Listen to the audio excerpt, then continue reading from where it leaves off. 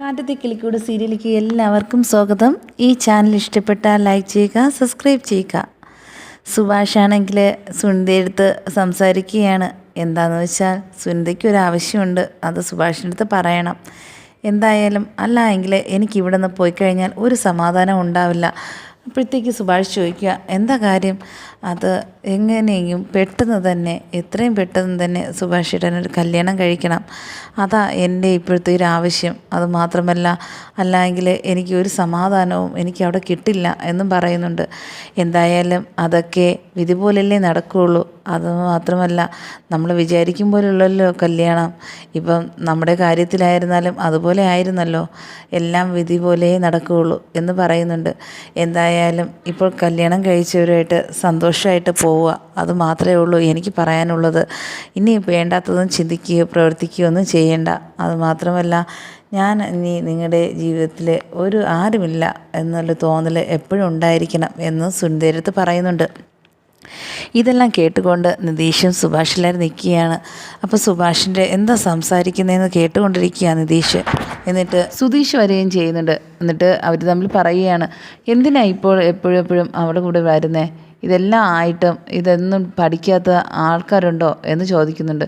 എന്താ, ആരെക്കുറിച്ചാണ് പറയുന്നത് എന്ന് നികേഷ് ചോദിക്കുന്നുണ്ട്. അതോ എന്താണെന്ന് നിനക്ക് മനസ്സിലായില്ലേ? നോക്കിയേ, അടുക്കളയിൽ വീണ്ടും അതേ വഴി തന്നെ അവൾ വന്നു. എന്തിനാ കല്യാണം കഴിഞ്ഞിട്ടും ഇനി ഒരു വലിയൊരു ബഹളത്തിന് വേണ്ടിയാണോ? ഇനിയിപ്പോൾ എല്ലാവരും കൂടെ വരും ബാക്കിൽ നിന്ന്. എന്തിനാ ഇവിടെ വന്നേന്ന് പറഞ്ഞിട്ട് കല്യാണം കഴിഞ്ഞിട്ടും എന്തിനാ ഇങ്ങനെയൊക്കെ വഴിയൊരുക്കി കൊടുക്കുന്നേ എന്ന് പറയുന്നുണ്ട്.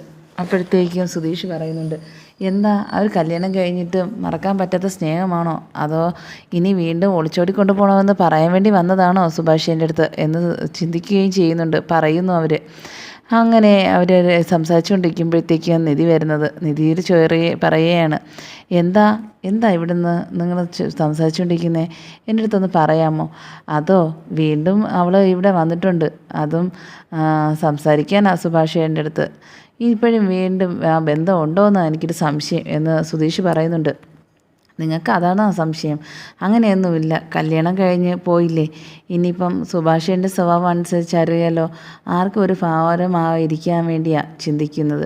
പിന്നെ എന്തിനാണ് നിങ്ങൾ അങ്ങനെയൊക്കെ ചിന്തിക്കുന്നത് എന്ന് പറയുന്നുണ്ട്. എന്തായാലും നിങ്ങളുടെ സംശയം ഞാൻ തീർത്തു തരാം എന്ന് നിധിയും പറയുന്നുണ്ട്. ഇതെല്ലാം കേട്ടുകൊണ്ട് സുഭാഷ് വരികയാണ്. സുഭാഷ് പറയുകയാണ്, എന്താ നിങ്ങൾക്ക് എല്ലാവരുടെ സംശയം? അവൾ പോയി, എന്തിനാ വന്നതെന്ന് നിങ്ങൾക്കറിയണോ? അത് ഇവിടെ നിന്ന് പോവാമെന്ന് പറയാൻ വേണ്ടി വന്നതാണ്. പിന്നെ എൻ്റെ അടുത്തൊരു കല്യാണം കഴിക്കണമെന്ന് പറയാനും വന്നതാണ്. അല്ലാതെ നിങ്ങൾ ഉദ്ദേശിക്കും പോലെ എനിക്ക് അവളുടെ അടുത്ത് ഇപ്പോഴും പ്രേമമൊന്നും എനിക്കില്ല.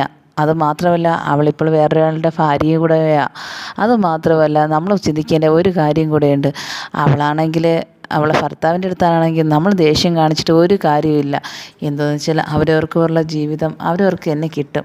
എനിക്കുള്ള വിധിച്ച പെണ്ണ് എവിടെയും കാണും. അതുകൊണ്ട് നിങ്ങൾ ഇതിൻ്റെ പേരിൽ അവരുടെ അടുത്ത് പിണങ്ങുകയോ ദേഷ്യം കാണിക്കുകയോ ചെയ്യരുത് എന്ന് പറയുന്നുണ്ട്.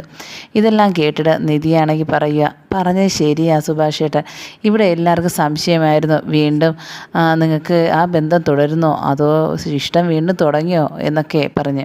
അതൊന്നും ആരും ചിന്തിക്കേണ്ട കാര്യമില്ല. ഞാൻ സംസാരിച്ചത് എന്നെ തേടി ഇവിടെ വന്നതുകൊണ്ടാണ്, അല്ലാതെ ഞാൻ അങ്ങോട്ട് പോയി സംസാരിച്ചതല്ല.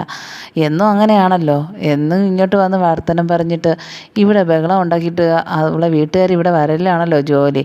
അത് വീണ്ടും കല്യാണം കഴിഞ്ഞിട്ടും വന്നതുകൊണ്ടാണ് നമുക്ക് ഇത്രയും ഒരു വിഷമം തോന്നുന്നേ എന്ന് പറയുന്നുണ്ട് സുധീഷ്. അതോ നീ ചിന്തിക്കും പോലെയല്ല എൻ്റെ ജീവിതം. ഞാനാണെങ്കിൽ നിങ്ങൾക്ക് വേണ്ടിയാണ് ഞാൻ ഇവിടെ ജീവിക്കുന്നത്. എനിക്ക് നിങ്ങളെല്ലാവരും ഉണ്ട്. അതുപോലെ തന്നെ എനിക്കിനി വേറെ ചിന്തിക്കേണ്ട ഒരു കാര്യവുമില്ല എന്നും പറയുന്നുണ്ട്.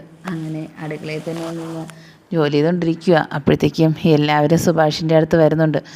എല്ലാവരും വന്നിട്ട് പറയുന്നുണ്ട്, എന്താ നിങ്ങൾക്ക് എല്ലാവർക്കും സംശയമൊക്കെ മാറിയോ, അതോ എല്ലാവരും കഴിക്കാൻ വേണ്ടി ഇരിക്കുന്നോ?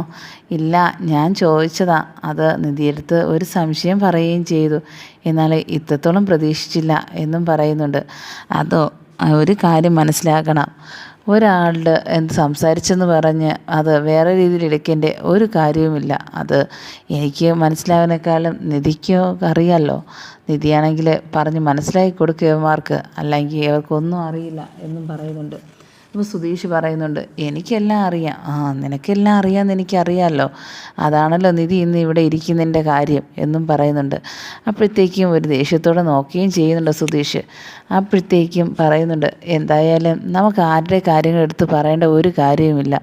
ഇനിയാണെങ്കിൽ ആരെ കാര്യം മിണ്ടാനും പാടില്ല ഈ വീട്ടിൽ, നല്ലത് മാത്രമേ പറഞ്ഞാൽ മാത്രം മതി എന്നും പറയുന്നുണ്ട്.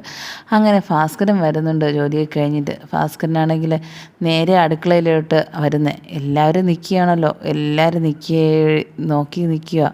കാര്യം എന്തെന്ന് വെച്ചാൽ നിധി അവിടെ നിൽക്കുന്നത് കണ്ടപ്പോഴത്തേക്ക് പറയുക, മോളുടെ അടുത്ത് ഒരു കാര്യം ചോദിക്കാൻ മറന്നു ഞാൻ. എന്തായാലും സുഭാഷിൻ്റെ കാര്യം ഇങ്ങനെയൊക്കെ ആയില്ലേ, വീണ്ടും നമുക്കൊരു പെണ്ണ് നോക്കേണ്ടിയിരിക്കുന്നു എന്നും പറയുന്നുണ്ട്. അപ്പോഴത്തേക്കും നിധിയുടെ മുഖത്തൊരു സന്തോഷം കൊണ്ടൊരു ചിരി വന്നു. കാര്യം എന്തെന്ന് വെച്ചാൽ ഇപ്പോൾ ഒരു കുടുംബ കാര്യങ്ങളൊക്കെ അന്വേഷിച്ച് തുടങ്ങിയ ഒരു ഭാസ്കരനാണല്ലോ പുതിയൊരു മാറ്റം എന്ന് നിധി ചിന്തിക്കുകയും ചെയ്യുന്നുണ്ട്.